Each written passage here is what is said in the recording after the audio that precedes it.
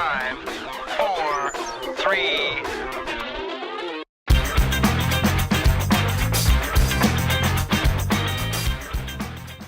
Hello, everyone, and welcome to the High Stakes Success Podcast. I'm your host, Jesse Day, and today we have a really amazing guest with us. It is professional MMA fighter Gurshan St. Lion Mangat here with us today. Awesome to have you here.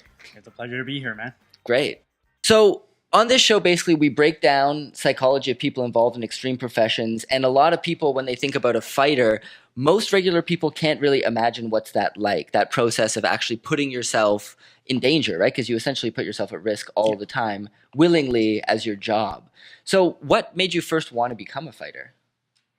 That to this day, I'm still trying to figure out. Really? Yeah. For me, when I originally moved up to Vancouver, I moved up here from a small town up north. I was here to become an accountant. So I was on my way to becoming a CGA accountant, and I was never in street fights. I got picked on, I got pushed around, but I was never a guy to really fight back. So to just get involved with the sport, I just had a dream to be involved with something that could stand out, something where I could become someone to a lot of people. And somehow fighting just kind of found me. It would just kind of found me. I challenged myself to it, and it became the hardest thing I'd ever done. And I just kind of after that took it 24 hours at a time. And from here, 24 hours has become 8 years now and covered a lot of ground. But I started when I was 22. Was the first time I ever threw a punch. Was the first time I started learning, where 99% of people were like, it's way too late. You don't have a background in anything. Yeah. Most people transition from some sort of martial art into the sport. So wrestling, kickboxing, boxing, you have some sort of background before you come into it. I had nothing. I had an accounting background. So you never trained in any sort of martial art or high school wrestling or anything like that? No. The thing was, I had asthma in high school. I was an overweight kid. I wanted to learn how to wrestle. I went to the wrestling club there. They turned me away. They said, listen, man, you need to go get into shape. We can't waste your time on you. And that was enough for me not to want to do it again. So that was that one day where I mustered up the strength way back in the day. And after that, they killed it. And I never thought about doing any kind of sport, really, other than just playing soccer here and there, but nothing special. It was just me just doing it. Right. So what was that one specific moment then that made you decide? Like, was there one specific moment, or was it a gradual buildup of thinking about fighting and then you just realized this is what I want to do? It wasn't even a gradual thinking of fighting. It was a gradual buildup of people telling me that I couldn't do what I wanted to do. And me just kind of realizing when I came up to the big city, I realized that all the things that were kind of surrounding me, such as peer pressure, such as the people that were telling me what I could and not become, how I didn't want to kind of stand out from the crowd, so I would become targeted. I was very much a follower. I was fine with that role. I was fine just following along as long as I got to be in the group, and no one ever pointed and said, look, who's that guy? What's he think he's doing, or anything like that. So I had that mentality. I never wanted to get too much out of the bubble. But when I moved up here, it was totally different. And I was watching UFC with a bunch of friends, like people that are called friends at that time. And I saw a couple of these fighters. I'm like, I want to try that. And they just laughed at me. They're like, dude, like, no, that's not going to happen. Like, you're the smallest guy in our group. You can't fight. We pick on you. And at that time, were there lighter weight classes in the UFC? No, there wasn't. No, at that time, 155 was, I believe 155 was like the smallest, or 170 even. I'm not even sure. The fight that I was watching was a 185 fight. So it was guys that were a lot bigger. But that was it. That was kind of like the boiling point. I was like, no, I'm going to do this. Like, I'm going to try this. Not knowing what I was really getting myself into. I found a gym. I got my butt kicked, and I never wanted to do it again. I got my ribs broken. I had an asthma attack. I was just done with it. I was within like 30 minutes of being in there. But then I went home that day. I was like, listen, anytime anything ever gets hard, I'll walk away from it. And that's where I was like, let's take it 24 hours at a time. And that's what it became. It really just became a journey that literally to this day, it's taken one day at a time. Right. And see where it goes. Wow. That's really amazing. So the fact that you just jumped into it without having a background into it, that like took a lot of balls basically to immerse yourself in it. So what was that process like? Like, how did you go about it? The funny thing is, it wasn't even so much taking balls. It was me being naive to really what I was getting myself into. Okay. Which is what I'm glad that it was, because there's so many ideas, and I know there's a lot of people out there that we overthink ourselves out of our process before we ever started. Yeah. Right. So that's a good point. we kind of we think of a great idea, but then we think of 10 reasons not to do it, and the one reason to do it gets lost somewhere in that shuffle, and that idea is gone. Yeah. This was just one of those things. For some reason, I didn't overthink it. I didn't know what to think because I'd never been part of that world. I didn't know what fighters trained. I didn't know what fighters ate. I didn't know what training was like. I didn't know. I just know that you could fight and there'd be crowds around and people cheer, and that was enough for me to. But I really didn't know what I didn't know what the weight classes even were when I started. I didn't even know who was the top fighters. I knew nothing. I went into it with nothing, and I almost think that's one of the best things about it. I didn't overthink the process. Wow, so that may have benefited you actually. It hugely benefited me without kind of realizing it. And I tell people this a lot of the time. I'm like, as the fights go on, like now I'm going on to I think it's like my 19th fight altogether, but 11th pro fight overall. I feel more nervous now and more anxiety now because I know what the pain feels like. Right. I know what things feel like because I have the experience. But when I went into my first MMA fight, I really had nothing to base it off of. And I kind of just went in there and I won it, and I didn't know what to expect. I didn't know what it was going to feel like. Now, as time builds, as much as you're gaining experience, you're also remembering what it's going to feel like 10 minutes before you walk out, what it's going to feel like on fight day, how your stomach's going to be turning, how the emotion, you know that process, and it messes with you here and there. Okay, interesting. Let's talk a little bit about that, the emotional state right before a fight and how you overcome that. You mentioned you get actual physical sensations like a turning in the stomach, and you kind of question yourself in that one moment? You question everything. You really do. The one thing that I don't question ever is my training. Right. Because I'm a workhorse. I train. I surround myself around people that just work their asses off. One of the biggest things is that I say that fear, when you train hard, your fear turns into confidence. So that's what happens every day. I can't sleep. I have insomnia. I think about my opponent, what he's doing. But then I'm in the gym working. So when the fight day comes, all that fear that was built up, all that anxiety that was built up now becomes confidence. So I don't slack on my training. It's only through hard work and all that where it ever becomes. I'm not naive where I'm sitting around watching TV. I'm like, oh, he's probably not training. Don't worry, I'm confident. I'm gonna knock him out. No, it's. I like believing that my opponent is always training harder than me. That's what gets me to keep pushing. Whether he is or not, I don't know. But with just the idea of that is what gets me to push past my own boundaries all the time. And so when the fight day comes and I'm sitting in the change room, all I do is just replay my training. I'm like, I've done everything. I haven't cut any corners.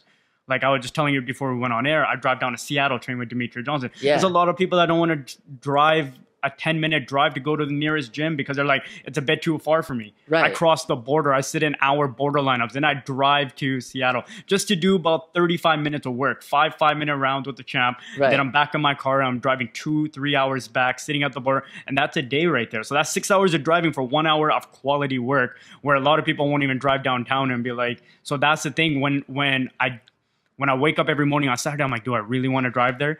But when I'm sitting in the change room before a fight, I'm like, I did all that. Right. I made all the sacrifices. I did everything. I invested every part of myself. I sacrificed everything. And that's where all that comes into play. That's awesome. So speak a little bit about a training camp and basically how long it is and the process that you go through before a fight. Like once you know that you're fighting an opponent, do you start training right away or do you break down tape of them? How does that whole process work? I don't take off seasons. I'm always active at all times, but there is a mindset switch that happens. Right. It's more fun when you're not training for a fight, but you're just in the gym, just getting better with guys when you're helping other guys. But when you know you have a fight coming up, mentally things switch. The work, like, you know, when you don't have a fight, sometimes you do 3 rounds. You're like, you know what? I was in here. I was active. I did my rounds. I did my wrestling, did my sparring. But when you have a fight, you push to those 6-7 rounds. Right. You don't leave because you're like, this is training camp now. That's about the only thing that changes. Me and my team, we don't take times off. So it's not like I go away until I sign a fight and then all of a sudden I show up at the gym. I'm in there every single day, 2-3 times a day with my team, and we're growing every single day. But when one of us has a fight coming up, the mentality changes. Right. That's the only thing that changes about it. And then from there, I'm training about 2-3 times a day. I'm driving. I have my meals with me. I have meal prep. Everything gets very catered to that. As far as it comes to whoever I'm facing, I really don't study opponents anymore. I don't see the benefit in that. Like obviously you want an overview of what they look like, who they are. But you got to remember, just like I'm in the gym getting better, so are they. So I can't base it off of a fight even 3-4 months ago, because I would go back and study my own fights instead and see what he's looking for and beat him Right. to the punch of what he's looking for. I don't care what he's doing. I want to see what he might be looking in me by studying myself. So I'm always overall trying to just round myself up, not base it off one opponent, be like, oh, his stand-up's not that great, I guess I'll focus on kickboxing. No, overall, I work all aspects: conditioning, wrestling, jiu-jitsu, the nutrition, everything is catered. It's a lifestyle. It's not a hobby. It's not like I turn this off and then I turn it on in the morning. This is what I obsess over, I sleep over, I manifest over, I visualize over, I do the work of, and that's what I live up Yeah. until that point. And actual training camp is only about 6 weeks for me. Okay. Like where it really kind of turns up. I've noticed that I don't need the long ones anymore because I'm in training all the time. Right. So if I have more than that, then I mentally burn out a bit. Just constantly think about the same thing. 6 weeks is enough for me Right. usually, and that's when I peak perfectly and stuff like that. I'm still ready to go to the fight and stuff like that. I don't feel like it's been dragged on, and I like that a lot better now. That's great. So do you make game plans and follow them in a fight, or do you kind of go by instinct, or is it somewhere in between? You make a game plan to a point, and just like Mike Tyson said, once you get punched in the face, your game plan's out the window, right? It takes one thing, right? So Yeah. I was actually listening to a Tony Robbins podcast yesterday, and he had a triathlete on there. And it's something I do a lot. I listen to a lot of those podcasts on the way to Seattle, just get my mind going. That's great. And what it was the girl, she said that she was visualizing herself having the perfect race, having the perfect marathon, the perfect meet. And then when she got into the actual place, somebody overlapped her, like somebody swam right over it. But she had never manifested it. She never visualized this. And this totally threw her entirely off. This threw her all the way to the last, where every time she visualized, she just visualized herself just swimming and biking and doing this perfect race, but she never visualized the other people around her. Interesting. So for myself, it's like, when I visualize things, I see myself in those bad positions. I see myself in tough positions. I see myself losing at times, but I always find a way out of it. Right. So I don't just see myself always beating this guy. I do see him putting me in bad situations, him dropping me, him having me in a bad choke or something like that, and me technically finding my way out of it. That's really cool. So do you also train for bad positions, like start off your back or do stuff like that? Absolutely. Like if this happens to you in a fight, let's work on how to get out of it? Yeah, that's a huge part of it. Training the defenses, training all that, because if you just train the offenses, like it's a full rounded game, right? So yeah, there'll be situations where I got new guys coming in, they start with the rear naked choke in, I gotta figure out a way out, then another guy comes and another guy comes, you gotta figure it out until it just becomes instinct. So I like, sometimes when I go with the more inexperienced people, I give them the position first. So like, okay, sink your choke in. You ready to go? Okay, let's go. I don't make it equal. I let them start in an arm bar. I let them start in where I'm literally at the verge of tapping out or at a place where the fight would end, and I got to fight out of that position. Okay, wow. So you train for the disadvantages as well. It's hugely like that, yeah. Yeah. That's really great. So how does the fighter-coach relationship work? Like, how do you go about finding a coach or a group of coaches that you really can believe in and vice versa? Because that relationship is really important, right? Yeah. That's one of the things that I still struggle with. One thing that I don't think we really have here is one MMA coach. I understand how important it is because I've gone and trained in Montreal for as a hobby. I've seen that relationship. Yeah. I've seen Matt Hume's relationship with Mighty Mouse. I see how important it is. The way that our team kind of works is we all have experiences in different things and we all kind of coach each other. There's an advantage to that and there's a disadvantage to that at the same time. Like right now, the guy who's running my camp is somebody who just fought on the UFC just last weekend, Brazil. So now his fight's over. Now he's just running my schedule. He's telling me where I got to go. So I kind of have but we don't have a set coach, but I think it's very important. It's one of those things where it's hard to find too. Right. It's hard to find somebody that sees the potential in you much earlier on and wants to invest in you. That's the relationship you get out of Mighty Mouse. He was working with Matt Hume since he was working a 9-to-5 job. He was doing only this part-time. And Matt's the one who told him, he's like, listen, quit your job. You have a serious future in this. Where Demetrius didn't even see a future in it. He was just trying to make ends meet. Right. Even when he fought his first UFC fight, he had to get days off from work to go to that fight. He was fighting main event on UFC on Fox, and he had to get time off. He had to explain to his manager, this is what I do, and I need this weekend off and to go do this fight, and that's how he got it. And then he was back to his normal job and stuff. And then Matt's like, listen, man, You need to do this. For us, that's something we struggle with here, to find that one MMA coach. I think is really important. Like, you need somebody who can tell you, listen, you need to go rest. Because as far as I go, I'm always going to keep telling myself to work. Right. Like, even like Sunday right now, today is my day off. I'm like, we need to do something. Everyone's like, dude, you need to rest today. You Right. need to chill out. You've been going 14 days straight. You're not going to make it to the fight. Body's going to start breaking. Your mind's going to burn out. So today I'm here. I'm trying to chill out and stuff like that. So it's different. But usually a coach would tell me in the middle of the week, be like, listen, you've done enough work. But I don't know that. When Right. you're an individual, you're always on yourself. You're like, did I do enough? Do more, do more, do more. And that kind of control I see translates into my personal life too. I need control of all things. I work full time, so I work with high risk youth and stuff like that. So I don't like passing any responsibility off to anybody else around me. Right. Like, I'll get them there, and I'll make it to my training, and I'll do this diet, and I'll pick that person up. I'll work with him, then I'll go to this next training session. And by the time it's 10 o'clock at night, I'm just mentally done. But it's one of those things. It's hard for me to kind of let go of that control, because I've never had that MMA coach who's ever taken that weight on himself to let me know, like, listen, let me handle this. You just show up and work. We've never had that. I think we kind of struggle with that here in Vancouver a little bit. Right. But we have teammates that hold each other accountable also. So it works well, but everyone's also focused on their own fights and their own individual journey. So it's different. So finding that like head coach is a little bit of an issue. It can be. Yeah, it's because you need somebody that you truly trust. Right. You need somebody, and that person trusts you, and that person is totally indebted to you. It's hard to build that relationship, especially if you don't have the 6-figure income coming in, and the coach has to basically. It's like you're taking a risk at the same time. The coach is taking the risk, and the student's taking a risk also, because the student's like, listen, your career is only going to last so long. Like, by the time you're 35, 40, you're done. Right. So it's a very, like, you have to pick and choose which routes you're going to go and who you're going to go down those routes with. And you got to be careful about that. Right. So what about the role of the corner in the actual fight, like in between rounds, shouting out instructions during a fight? How integral is that aspect to like being successful at winning a contest? It is. I think one of the greatest strengths a fighter in the cage can have is being able to listen to corner advice. There's a lot of fighters that don't listen to corner advice. Like I've noticed where we've done training camps, and when we get to the fight, this person just goes on autopilot on his own and just kind of like just falls apart.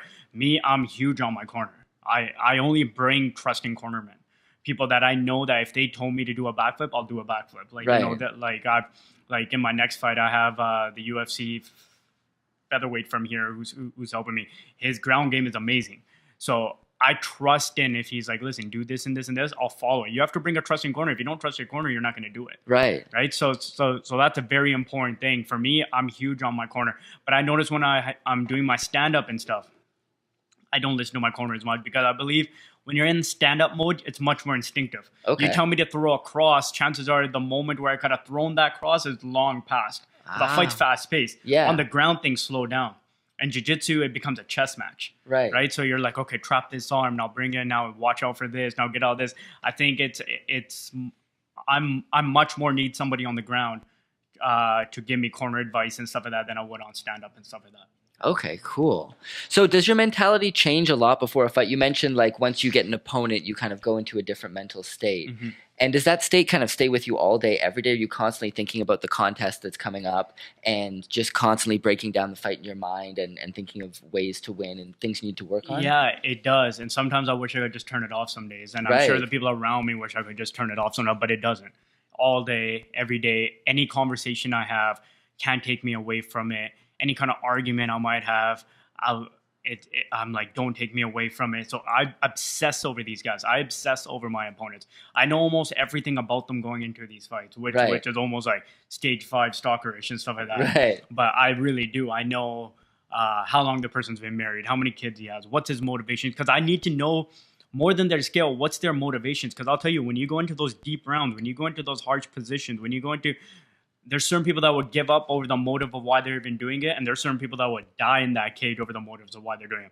If I know someone's just a young kid, he's doing it to be a rock star, to go clubbing and stuff and get recognized and stuff, over a guy who's fighting to feed his kids, I'm much more scared of a guy who's there fighting to feed his kids than I am about this rock star guy who I'm sure I could break easily and could eventually get rid of. So I like to realize their motives and stuff like that, and I obsess over those motives, and I basically just I live them. I live them up until the fight. Once the fight's over, they're done. They're chapter closed, passed on, and they're one step in my journey where I go forward, and I gotta send them back, and that's kind of. But everything around me, you can't take me away from what I'm thinking, and don't come in the way of it. Don't. When I wake up in the morning, I'm very adamant about what are my initial thoughts that come into my mind. Don't talk to me about anything other than fighting. Sometimes I don't even like to talk to anybody in the morning. I need to get my first session over with, then I'll speak to you. And that's just like sometimes it becomes very selfish. Sometimes it becomes like you're really weird. But I think you have to be a little bit twisted. Like to be able to do this sport, to be high in anything, to reach a level of success, you got to be a little bit off. Like they always say, you got to be a little bit off than everybody else. Right. You can't be understood by everybody, because if you were understood by everybody, I think everybody would be at that level, because most people are trying to understand why is this person doing what he is, but that's just how it is. It's a certain kind of craziness you gotta adopt. That's really interesting. It's very fascinating that you examine the psychology of your opponent from the aspect of like what they have to lose, right? Yeah, for me, it's also because I think about the same thing for myself. So I'll be in sparring and I'll be getting beat up or something, and it's easy to be like, dude, I'm done, man. But then I realize, man, I want to represent all the Indian people in the world. There's 1.6 billion of them. No one's ever made it to the top of the game as an Indian fighter. I want to become the number. So these kind of things I'm willing to die for. I want to become a revolutionary to my people. I want to become an inspiration. If I was like, oh, I'm doing this so I can get no cover at the club, right? You know what I mean? It's completely different things, right? It's a completely different motive. There's a lot of different other ways I could get that, sure, without having to go fight professional men who want to beat me up. But this is my platform. This is what I fight for. This I need fighting to reach this kind of respect, right, to earn this kind of respect. So that's what I fight for. Right, so you've created a goal that is just so unbelievably important and that drives you. Right? Yeah, and the respect that comes from me, I believe, is from something as raw as fighting. Right. So I can't get it doing something else. I think doing like YouTube or singing or something like that, I can't do it. It needs to be something where I let you know that, listen, I was an accountant coming up. This is what I became, but I became it through day in and day out of pain, day in and day out of hard work and just building myself up. And that's how I have to exemplify it. That's really cool. Now, what about dealing with a loss? Your professional record's 9-1, I believe. 9-1, yeah. So that loss, how hard was it to take as a fighter? Because what I always imagine is like you said, you spend a massive amount of time preparing for this opponent, and then to have that not go your way. Yeah. Like, well, what is that emotion like? I took that loss about 3.5 years ago, and I would say just last year, I'm able to start talking about it. And it's because I examined how we got to that loss. That loss didn't happen in the fight. That loss happened months and months and days of training that led up to the fight. Now, what I say about that is, one of the things that people are like, what are the most important things? I say mentality, or spirituality, mentality, then physical. That's the order, the way that it goes for me. If you're not spiritually, mentally there, it doesn't matter what you've done physically. So what happened was, I was out in Montreal, and they have a crazy training schedule.